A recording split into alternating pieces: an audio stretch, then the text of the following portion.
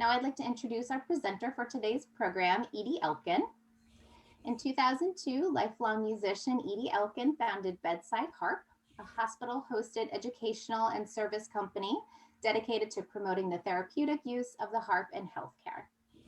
Edie and her team of harp therapist professionals and interns have offered over 113,000 patients a one-on-one harp therapy session, played over 30,000 hours at the 11 hospitals in New Jersey and Pennsylvania that have hosted their programs, and taught over 900 adults how to play the harp with their own healing, empowerment, and enjoyment.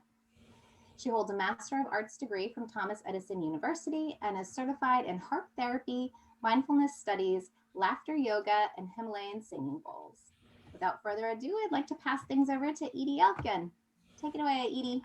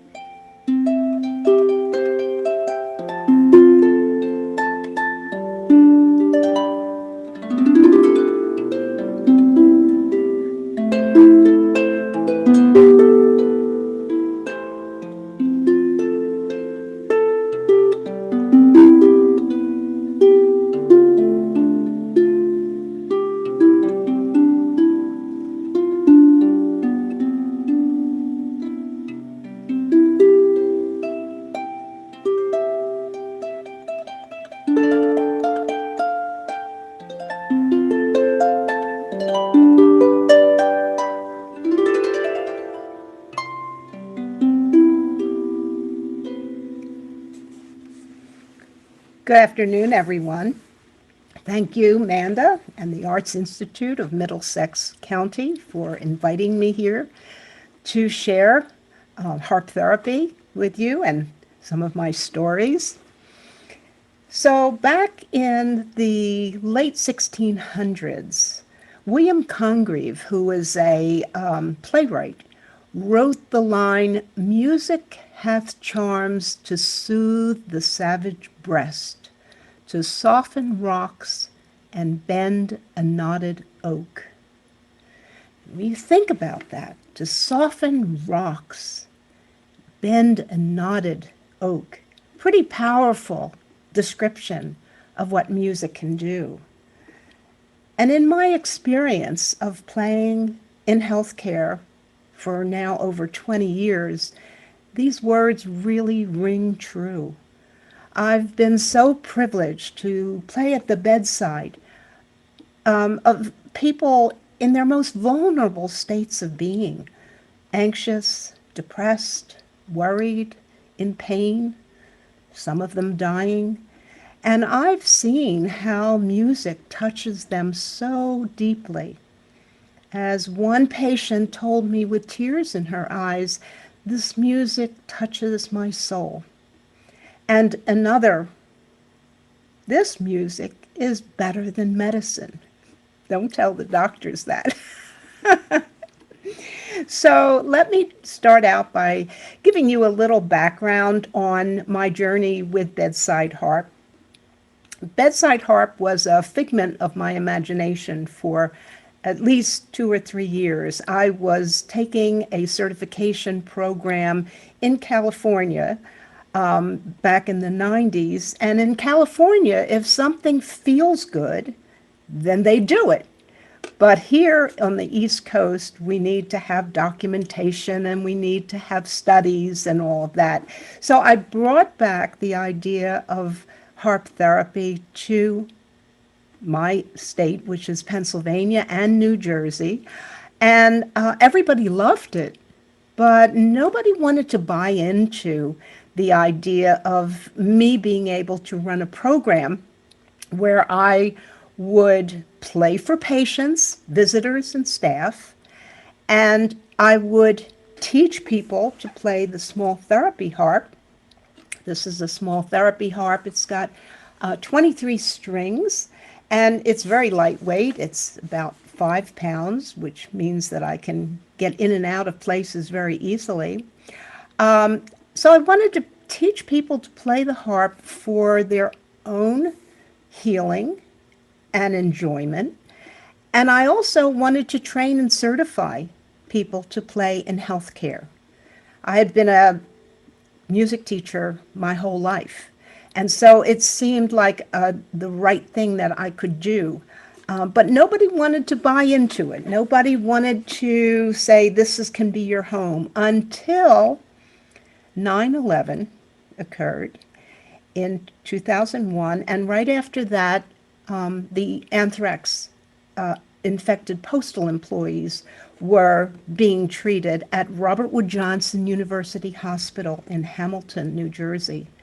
And it was that hospital, all those years ago, that absolutely got the value of what I was offering. They took me back. They met me at an event that I was playing at, and they took me back with them and shadowed me to see what can she do with the harp and how will the patients respond to this. And what happened, I could have predicted it, was that everybody just really, really embraced not only the sound, but the sight of the harp. The harp is an ancient instrument. We think that it probably was conceived of from the bow. Somebody thought of, gee, what if instead of having a flat board for the back of the bow, what if we gave it a little bit of room, and thus the sound box was formed.